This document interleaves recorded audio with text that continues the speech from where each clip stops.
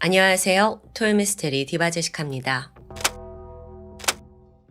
28살 여성인 케니는 말레이시아에 거주하던 중국계 가정에서 3명의 딸 중 둘째로 태어납니다. 아시다시피 말레이시아는 동남아시아에서도 경제가 꽤 높은 수준으로 발전을 했죠. 그만큼 다양한 인종들이 살고 있는데요. 실제로 케니의 엄마는 중국과 인도계 혼혈이었고요.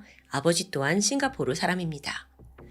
이런 배경 속에서 케니는 어릴 때부터 다양한 인종의 사람들과 교류하는 게 자연스러웠어요. 성장하면서는 부모님이 이제 딸이 좀 더 넓은 세상에서 공부하길 원하게 됩니다. 그래서 덕분에 하와이로 유학을 갔고 대학에서도 경제학을 전공하게 돼요. 이후에는 살기 좋다는 미국 샌디에고로 이동을 해서 IT 분석가로 직장을 구하게 됩니다. 말 그대로 창창대로였고 또 부모에게는 너무 자랑스러운 딸이었죠. 게다가 2001년 케니는 인생의 동반자를 만나게 되는데요. 싱가포르계 미국인이던 브랜든과 결혼을 했고 행복한 가정을 꾸립니다. 신혼도 참 달콤했지만 두 사람은 누구보다 아이 갖기를 원했어요. 그래서 조금씩 임신을 준비하면서 이 미국에서의 안정적인 삶에 젖어 들어가고 있던 어느 날 말레이시아로부터 급한 전화가 걸려옵니다. 당시가 결혼 2년 만인 2003년이었는데요. 얼마 전 건강검진에서 아버지가 간암을 선고받은 거예요. 그래서 급히 수술을 해야 한다는 소식이었죠. 평소 아버지와 사이가 돈독했던 케니는 당장 비행기표 끊었고요. 6월 1일 회사에 휴가 내고 홀로 비행기에 올랐습니다. 말레이시아에 도착해보니 이미 아버지는 수술이 끝난 후였는데 다행히 결과가 좋았어요. 아버지는 몸이 약해졌지만 그래도 오랜만에 딸을 만나서 기뻐했고 또 점차 건강도 회복되어 갑니다. 그렇게 케니는 휴 하고 한시름을 놓게 되자 아차차 미국에 두고 온 업무들이 떠올랐어요. 또 남편도 보고 싶고요. 그래서 말레이시아에 오래 있을 순 없고 아버지가 회복되는 거 조금만 더 보다가 6월 14일 미국으로 돌아갈 예정이었죠. 그렇게 2주간 가족들과 좋은 시간을 보냈고요. 미국으로 떠나기 하루 전날인 6월 13일. 그녀는 마지막으로 가족들, 친척, 친구들과 함께 시내 쇼핑몰에 위치한 레스토랑에서 식사를 하게 됩니다. 다들 식사 끝날 때까지 대화를 너무너무 즐겁게 했어요. 근데 이때 케니가 슬쩍 엄마를 봤는데 많이 피곤해 하시는 거예요. 그럴 만도 한 게 엄마와 언니가 아버지 간호를 대부분 도맡고 있었거든요.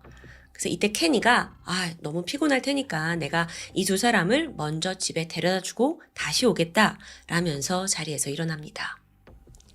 그렇게 세 사람은 식당을 나와서 주차 요금 정상기로 갔어요. 아차. 그런데 깜빡한 게 있었죠.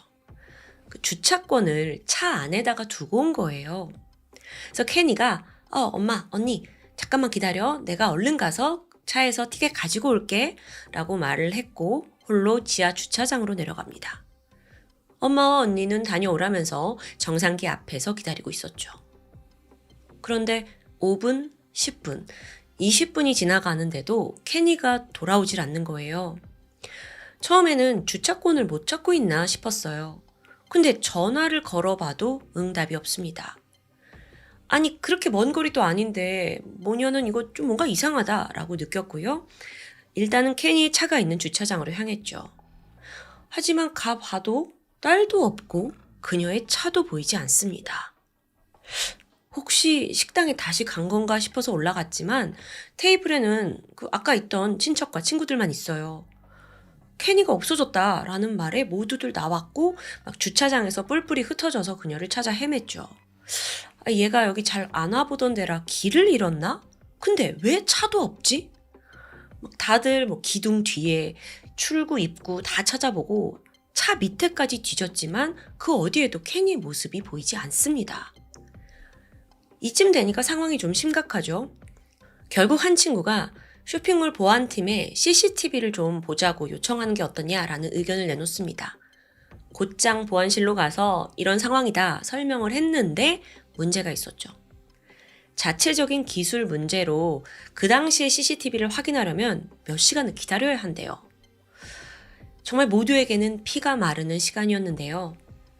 결국 케니가 사라지고 뒤늦게 CCTV를 확인해 보는데 그 안에 충격적인 장면이 들어있었습니다.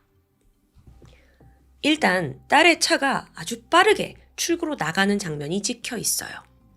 그런데 문제는 그 운전석에 케니가 아닌 낯선 남성이 앉아 있는 겁니다. 저 사람 누구야?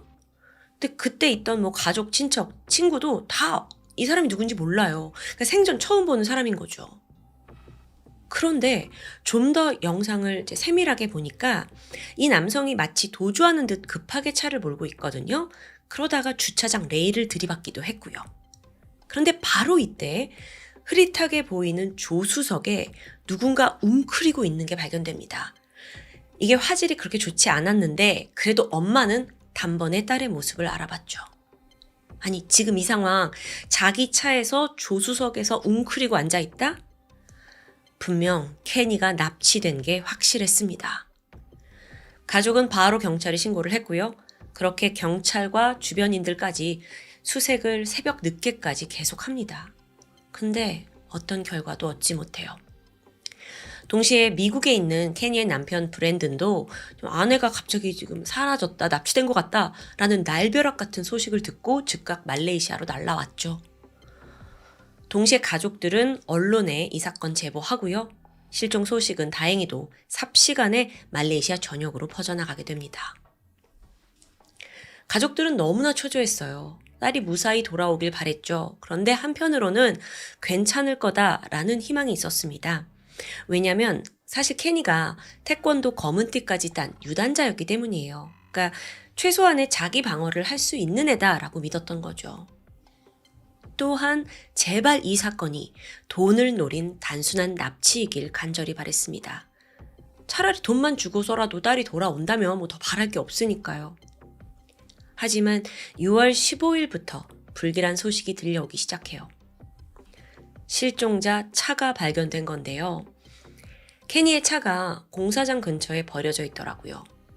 근데 이 차가 전체적으로 손상이 굉장히 컸습니다. 오른쪽 앞바퀴 찢어져 있었고요.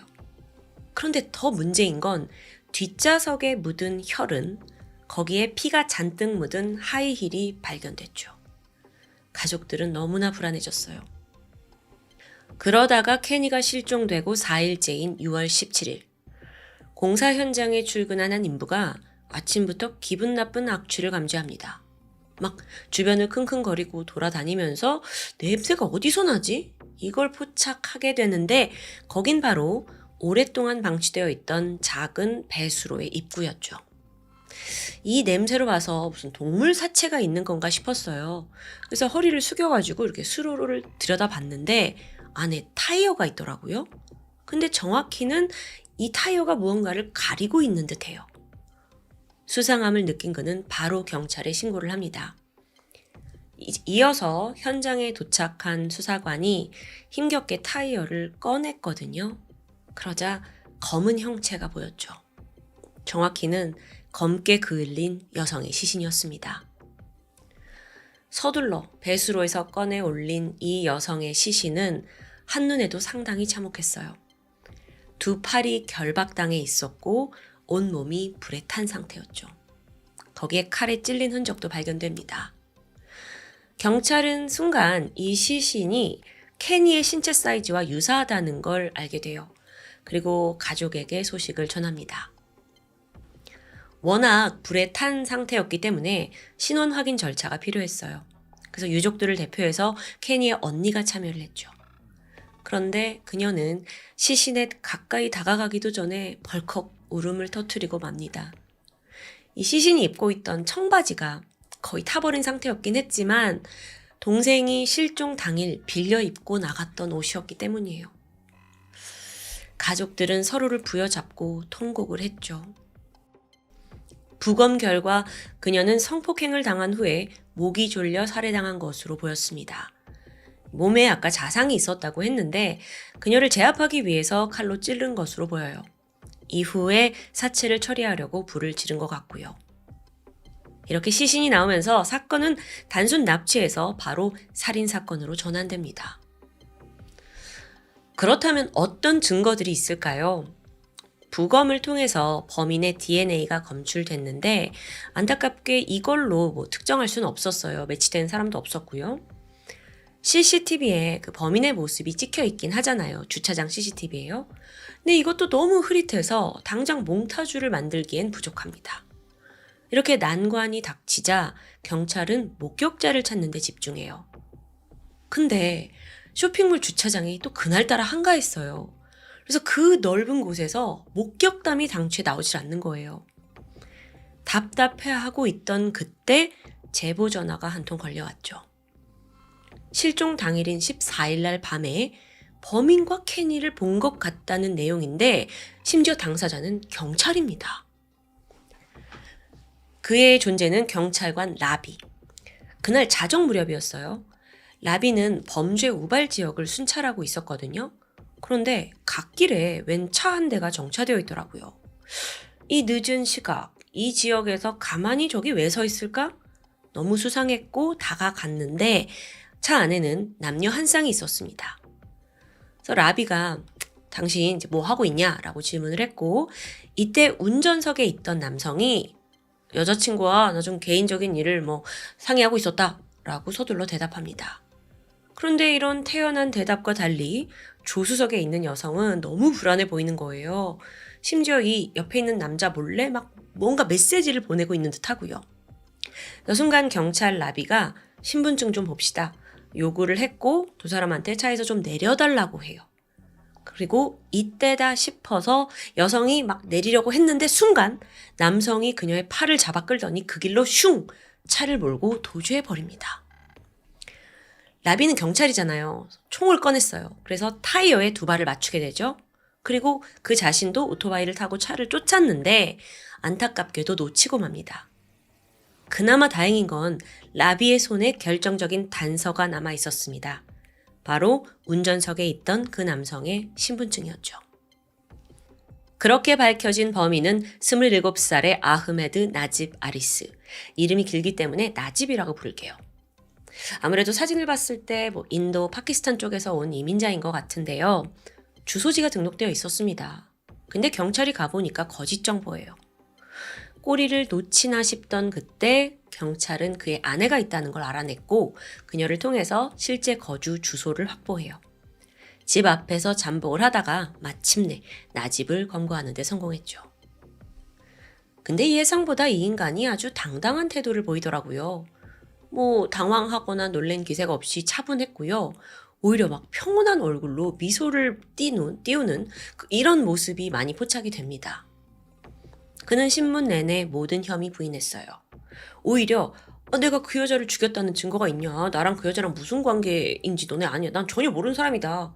큰 소리 칩니다. 그런데 이때 한쪽에서 경찰도 남몰래 바빴습니다. 체포를 한 직후에 나집의 DNA 샘플을 채취했거든요. 그걸 피해자 몸에서 나온 DNA와 대조시켰는데 그 결과를 초조하게 기다리고 있던 거예요. 그리고 얼마 후 DNA 99.9% 일치. 네, 나집이 아무리 뭐 여유 있다 해도 그가 빠져나갈 수 없는 명백한 증거가 나온 거죠. 추가적으로 자택 수사를 통해서 혈흔이 묻은 자켓과 바지가 발견됩니다. 그 혈흔 모두 케니의 것이었어요.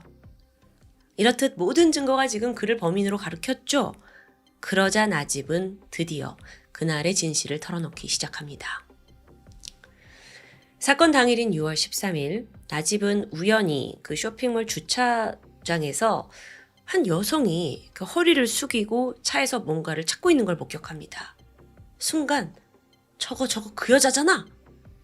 거칠게 다가갔고 무작정 케니를 차 안에 밀어넣어요. 놀란 케니가 막 저항을 했죠. 근데 나집이 품에서 칼을 꺼내니까 순순히 따를 수밖에 없는 거예요. 그때까지도 케니는 이 남성이 강도라고 생각했을 겁니다. 주차장을 황급히 빠져나왔고 얼마 후에 그가 한적한 곳에 차를 세웁니다. 그리고 무섭게 케니를 딱 노려봤는데 뭔가 눈동자가 막 흔들려요. 이때 케니는 내가 가진 돈 너 다 주겠다. 살려만 달라 해요. 근데 나집이 이상하게 아무런 반응이 없는 거예요.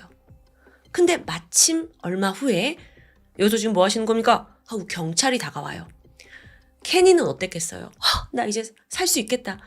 하면서 막 이제 막 눈치를 주는 거예요. 나 지금 납치되고 위급한 상황이다. 눈치를 줬죠. 그리고 이제 도망가려고도 했죠. 근데 나집이 그대로 도주했고 또 그 와중에 타이어는 손상됐어요. 몇 분 후에 이제 타이어가 펑크가 났는지 이걸 확인하기 위해서 나집이 공터에 다시 차를 잠깐 세우게 됩니다. 일단 움직일 수는 있더라고요. 근데 순간 그가 끔찍한 발상을 하게 돼요. 저 여자를 그냥 보내면 모든 게 무마될까? 난 지금 납치도 했고 또 경찰한테도 이렇게 도망을 쳤는데 그의 생각은 극단적으로 치달았어요. 그리고 결국 다시 인적이 드문 곳으로 차를 몰아갑니다. 여기서 케니를 성폭행했죠. 근데 이게 끝이 아닙니다. 어차피 그녀를 죽일 생각이었어요. 성욕을 채운 후에 칼로 그녀를 찔렀고 케니는 고통에 몸부림칩니다. 나집은요, 그때까지 아직 살아있는 케니를 그냥 배수로에 그냥 유기할 생각이었습니다. 그런데 이때 마침 저쪽 이슬람 사원에서 종소리가 울려요. 아침 기도 시간이 된 거예요. 이 순간을 케니가 놓치지 않았죠. 제발 기도를 하러 갈 수 있게 이제 날 좀 풀어줘라. 나 누구에게도 말하지 않겠다. 마지막 외침이었습니다. 그러자 나집은 그녀의 양손을 가슴 앞에 모으더니 그 기도하는 자세 그대로 결박해버립니다. 그리고 배수로에 케니를 집어넣고 타이어를 밀어넣어서 가린 후 다시 판자로 입구 덮고 유유히 현장을 떠났죠. 자, 그렇다면 여기서 많은 분들이 궁금증이 들 거예요. 그의 범행 목적은 뭐였을까요? 이게 이 사건에서 가장 황당한 부분인데요. 그날 쇼핑몰에 가기 전까지 나집은 자기를 멋대로 자른 전 직장 상사에게 상당히 분노하고 있었습니다. 난 잘못한 게 없는데 갑자기 내 밥줄을 끊었어? 열이 받아 있는 거죠. 근데 순간 그 쇼핑몰 주차장에서 힐끗 마주한 저 아시아 여자. 저 내 상사 아냐? 이렇게 착각을 한 거예요. 네, 이 모든 건 정말 한심한 착각에서 비롯된 거라고요. 나중에 이제 차를 잠깐 세우잖아요. 그리고 그녀의 얼굴을 딱 보게 됐는데 그제서야 이 여자 아니네? 깨닫습니다. 그래서 눈이 흔들렸죠. 근데 이미 자긴 납치했잖아. 게다가 경찰까지 왔고 어쩔 수 없이 자긴 도주까지 했고요. 다시 사건으로 돌아와서 케니를 지금 배수로에 버렸어요. 그리고 그날 낮이 되니까 실종 사건이 뉴스를 타고 막 보도되기 시작합니다. 케니 얼굴이 막 계속 나와요. 그러자 나집이 두려워졌어요. 내가 이러다 걸릴 수 있겠는데? 그래서 그날 새벽 1시에 또다시 배수로를 갑니다. 이때까지도 케니가 살아 있었습니다. 막 희미하게 신음하고 있었죠. 하지만 범인은 모든 증거를 완벽히 없애야겠다라는 생각뿐이었고 아예 그 수로에서 목을 졸라서 케니를 끝내 사망하게 만듭니다. 이후에 수로 안에 기름을 붓고 불을 질러요. 완벽히 증거를 없애기 위해서였죠. 하지만 그의 범행은 결국 낱낱이 드러나고 말았습니다. 2005년 2월 말레이시아에서 재판이 열렸고 나집은 살인과 성폭행 모두 유죄 판결을 받습니다. 성폭행에 대해서는 징역 20년과 채찍 20대, 그리고 살인에 대해서는 사형을 선고받아요. 그런데 황당한 건 판결이 내려진 후에도 나집이 시종일관 미소를 유지하고 있다는 점이었습니다. 왜 웃을까요? 뭘 잘했다고? 이후 그는 몇 차례 항소를 제기했지만 모두 기각이 되었고요. 결국 사건이 발생한 지 14년이 지나 2016년 9월 나집은 교수형으로 처형됐습니다. 너무도 억울하고 황망한 죽음을 당한 피해자 케니. 게다가 이렇게 멍청하게 사람을 착각한 것도 모자라서 생판 처음 본 여성을 그렇게 끔찍한 방식으로 살해했다는 것에 대해서 말레이시아 현지에서는 너무도 소름 돋는다라는 반응이었습니다. 한편 가족들은 범인이 죗값을 치른 것에 안도했죠. 하지만 이 사건 전말 다 들어보면 너무나 어처구니 없는 이유로 딸을 잃은 거잖아요. 그 자체가 씻을 수 없는 상처로 남게 되죠. 재판이 끝나고 진행된 인터뷰에서 어머니가요. 그날 지하주차장으로 가는 딸을 내가 따라갔더라면, 혹은 나라도 미리 주차권을 챙겨왔더라면 이 비극을 막을 수 있었을 거다라면서 자책합니다. 너무 마음이 아파요. 또한 경찰 라비 역시 케니를 살릴 수 있는 그 기회를 그렇게 허무하게 놓쳤다는데 깊은 죄책감에 시달렸다고 전해집니다. 지금까지 토요미스테리 디바제시카였습니다. 안녕하세요. 금요사건 파일 디바제시카입니다. 2015년 미국 플로리다에 살던 여성 사샤. 당시 그녀는 대학을 졸업한 뒤에 부동산 회사에 취직을 해서 중개인으로 근무하고 있었습니다. 사샤는 성격이 아주 활발했어요. 그 덕에 많은 사람을 만나서 그들의 집을 찾아주는 일이 정말 천직처럼 잘 맞았죠. 그래서 종종 스스로를 나는 아파트 사냥 전문 큐피트잖아 이렇게 소개할 정도로 자부심을 보였습니다. 그녀가 거주하던 곳은 플로리다 올랜도 시내 한가운데 위치한 굉장히 신식 아파트 업타운 플레이스입니다. 자신이 부동산 중개인이다 보니까 아파트도 꽤 좋은 곳을 얻었어요. 여기는 365일 정말 보안이 철저한 고급 아파트인데요. 건물 안과 밖으로 CCTV 당연하고요. 1층 로비에 항상 경비원이 상주합니다. 또 공동 현관에는 잠금 장치가 있어서 외부인 출입이 확실하게 관리되던 곳이죠. 때는 2015년 10월 17일, 이날 사샤는 좀 특별한 저녁을 보냅니다. 아주 좋은 조건으로 이직을 제안받았어요. 근데 이게 사실 업계에서는 거의 승진이나 다름없거든요. 너무 기쁜 나머지 친구들과 함께 축하 파티를 하게 되죠. 일행은 시내에 위치한 나이트클럽으로 향했고 신나는 음악에 술을 즐기면서 유흥을 즐기고 있었습니다. 그러다 어느덧 시간은 자정을 넘긴 새벽 12시 30분. 자기를 위한 축하 파티여서 그런지 사샤가 좀 평소보다 빠르게 술에 취했습니다. 집에 좀 가야 할 것 같았죠? 결국 친구들은 좀 더 클럽에 남기로 하고 사샤 먼저 그곳을 빠져나오게 되는데요. 시간이 지나 다음날 아침, 전날 클럽에서 함께 놀았던 친구 앤서니가 식당에서 사샤를 기다리고 있었습니다. 아침을 함께 하기로 해장 같이 하자라고 약속을 한 상황이거든요. 근데 아무리 시간이 지나도 사샤가 나오질 않는 거예요. 어제 얘가 술을 많이 마셔서 아직도 자나 싶었죠.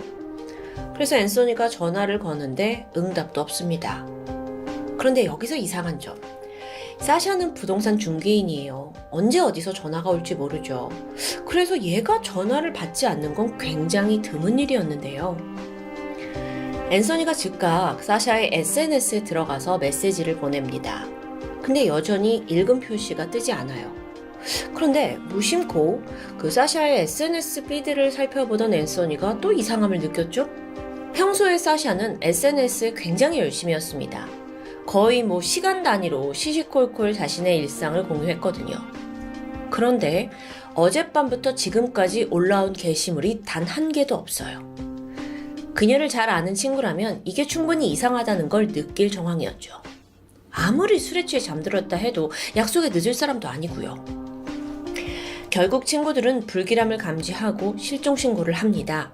그리고 그날 저녁 경찰이 사샤의 집으로 출동해서 아파트 문을 강제로 열었는데요.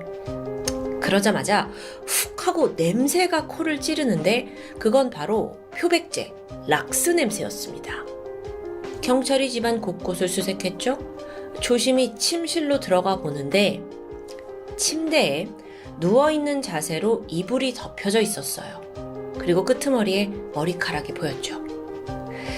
이불을 걷어내자 그토록 찾아 헤맸던 사샤가 사망한 채 누워 있었습니다. 그런데 이 머리를 보니까 둔기로 강하게 맞은 흔적이 보여요. 또 강렬한 몸싸움이 있었는지 곳곳에 방어흔도 부착되고요. 셔츠와 속옷 다 찢겨져 있었고요. 하반신은 아무것도 걸치지 않고 있었습니다. 이건 성폭행의 의도가 있었다고 볼 수 있죠. 게다가 사샤의 휴대폰, 지갑, 열쇠도 없어졌습니다. 추 부검을 통해 드러난 그녀의 직접적인 사인은 목졸림에 의한 질식사. 집안 곳곳을 살펴보던 경찰이 수상한 단서를 발견합니다. 그게 뭐였냐면 변기 시트가 올려져 있는 거예요. 보통 여자 혼자 사는 집에 변기 시트가 올라가 있는 경우는 드물죠. 그럼 이건 남성 범인이 변기를 사용했다라고도 주장할 수 있을 텐데요. 그래서 정밀 감식을 해본 결과 변기 뚜껑에 지문이 찍혀 있었어요. 또한 바닥에서도 사샤의 것이 아닌 신발 자국이 나왔고요. 그녀의 목과 가슴 쪽에서 외부인의 DNA가 발견됩니다. 자, 이렇게 사샤가 살해를 당한 건 명확해졌습니다. 그럼 범인은 누구일까요? 앞서 이 아파트가 굉장히 보안이 철저한 고급 아파트 단지라고 말씀드렸었죠. 여기에 들어오려면 최소 집주인의 허가가 있거나 아니면 처음부터 동행을 해야 합니다. 근데 현장에는 강제로 침입한 흔적도 없고 사실상 그러기도 힘들어 보여요. 그렇다면 범인은 그녀가 아는 사람, 면식범일 확률이 높아지죠. 즉각 경찰은 공동 현관에 설치된 CCTV 영상을 확보했고요. 거기서 동행한 사람을 추적하고자 했어요. 분명 거기 찍혀 있을 테니까요. 하지만 어쩐 일인지 이 영상을 확보하는데 다소의 시간이 걸립니다. 어쨌든 그 사이에 경찰은 사샤를 마지막으로 목격한 친구들 그리고 또 아파트 경비원을 통해서 행적을 좀 알아보게 되죠. 사건 당일 클럽에서 나온 사샤는 이미 술에 많이 취해 있었습니다. 그래서 비틀거리면서 거리를 걷게 되죠. 마침 우버를 타고 지나가던 두 여성이 저 여자 너무 많이 취한 것 같은데? 싶었어요. 그래서 걱정되는 마음에 차를 멈추게 되죠. 그리고 우리가 데려다 주겠다 라면서 우버에 태웠고 이후 그녀들은 이 사샤를 업타운 플레이스 아파트 단지에 내려주고 떠났습니다. 그렇게 집에 도착한 거예요. 잠시 후 새벽 1시 46분 한 아파트 주민이 공동현관 보안 코드를 띠띠띠띠 누르게 됩니다. 사샤가 그 남성의 뒤를 따라서 아파트 안으로 들어올 수 있었어요. 그리고 이 장면은 그날 밤 당직을 섰던 경비원 스티븐에 의해 목격되었죠. 그렇다면 혹시 사샤와 함께 공동 현관에 들어선 그 남자가 범인은 아닐까요? 같은 아파트 주민이니까 별 의심 없이 사샤의 호수까지 들어갈 수도 있을 테니까요. 그렇게 의심을 받던 주민이 흔쾌히 DNA 검사에 응했어요. 결과는 불일치. 범인이 아닌 겁니다. 그는 추가로 그날 밤 그 사샤라는 사람이 굉장히 취해 있었다라고 증언합니다. 자, 여러분 아시다시피 지금 보안이 철저한 곳에서 범행이 벌어졌습니다. 그래서 경찰이 면식범일 것이다 라고 확신했고요. 자, 그럼 범인은 이 장소가 어떤 곳인지 너무 잘 알고 있겠죠? 그렇게 해서 탐문을 해본 결과 이 집에 왔다 갔다 할 수 있는 사람, 전 남친 2명이 용의선상에 오르게 돼요. 먼저 바텐더였던 전 남친 테일러. 그는 사건 시각 알리바이가 확실합니다. 알바를 하고 있었거든요. 사샤와 헤어진 후에도 가끔 안부를 건네면서 잘 지냈는데 딱히 살해 동기는 없어 보입니다. 더 확실하게 DNA도 일치하지 않았고요. 그 다음으로 사샤가 숨지기 직전 마지막으로 연락한 남성 벤. 비록 지금 사샤의 핸드폰은 사라진 상태입니다. 근데 또 천만다행히 그녀의 태블릿 PC가 휴대폰과 동기화가 되어 있었어요. 그래서 경찰이 이걸 통해 사샤가 벤과 연락을 주고받았다라는 걸 알아낸 거죠. 어쩌면 그녀의 핸드폰이 사라진 게 경찰의 의심을 피하려던 벤의 의도적인 행각이 아닐까 의심이 됩니다. 하지만 벤 역시 그 사건 시각에 친구 집에 있었다라는 알리바이가 확실해요. 또 DNA도 일치하지 않고요. 아니 그럼 범인은 누구일까요? 사건은 다시 미궁에 빠졌습니다.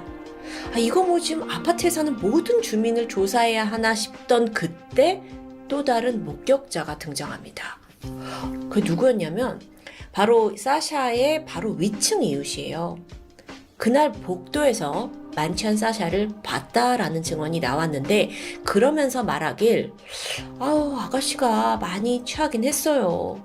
오죽하면 경비원이 바래다 주더라고. 네? 경비원이요? 그날 복도에서 비틀거리던 사샤의 뒤로 누군가가 서 있었습니다.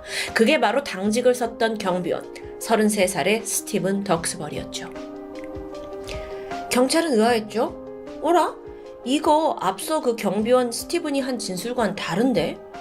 스티븐은 분명 경찰한테 사샤가 공동 현관으로 들어가는 모습을 본 게 자긴 마지막이라고 했어요. 근데 만약 이 진술이 거짓이라면 그가 가장 유력한 용의자가 되겠죠. 그 사이 마침내 CCTV를 받았고 분석이 끝났습니다. 이 안에서 경찰은 주민 말대로 사샤를 따라가는 경비원 스티븐의 모습을 발견합니다. 근데 그게 어땠냐면요. 이제 거의 의식을 잘 못 찾는 이 사샤 뒤에서 조금씩 일정한 거리를 두고 따라가는 거예요. 근데 결코 부축을 해주거나 괜찮냐 이렇게 말을 거는 건 또 아닙니다. 걱정이 돼서 따라간 거라면 아니 왜 적극적으로 돕지 않는 거죠? 그리고 사샤도 이 남자가 따라오는 걸 알고 있는 듯해요. 막 비틀거리다가도 뒤를 막 돌아보는 모습이 포착됐으니까요. 스케줄상 스티븐의 당직은 10월 17일 새벽 6시에 끝이 납니다. 그런데 CCTV를 통해서 보니까 평소보다 약 6분 늦은 6시 36분이 되어서 아파트를 나서더라고요. 그리고 이때 그의 손에 빨간 손잡이가 달린 흰색 쓰레기 봉투 2개가 들려 있었습니다. 근데 이게요, 사샤의 집에 있던 것과 동일해요. 참고로 미국은 우리나라랑 다르게 규격화된 쓰레기 봉투가 없고 그 제품이 다양한데 어쨌든 그것과 다 동일했던 거예요. 근데 생각해보세요. 경비원이 업무 중에 입주민 쓰레기를 처리해준다? 그런 일은 거의 없죠. 그럼 왜 그 쓰레기 봉투를 가지고 나갔을까요? 안에 범행 도구가 있을 가능성이 매우 높다는 거예요. 경찰은 즉각 스티븐을 소환했습니다. 근데 얘가 제가 내가 본 건 다 말해주지 않았냐? 라면서 황당해했어요. 보니까 도통 쉽게 입을 열지 않을 상황이거든요. 근데 경찰이 스티븐과 대화를 막 시도하면서 자세히 보니까 팔에서 핥히고 물린 상처가 보입니다. 이거 정말 의심스럽죠. 근데 쉽게 입을 열진 않고요.